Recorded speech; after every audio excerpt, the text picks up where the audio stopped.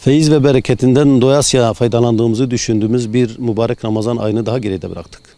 Ramazan bayramının Müslümanlar arasındaki bölünmüşlüğü, parçalanmışlığı bırakıp yerine birlikteliği ve vahdeti oluşturmaya vesile olmasını ve başta Kudüs'ümüz olmak üzere emperyalistlerin baskısı ve işgali altındaki bütün İslam coğrafyalarının kurtuluşuna vesile olması temennisiyle bütün Müslümanların Ramazan bayramını tebrik ediyorum.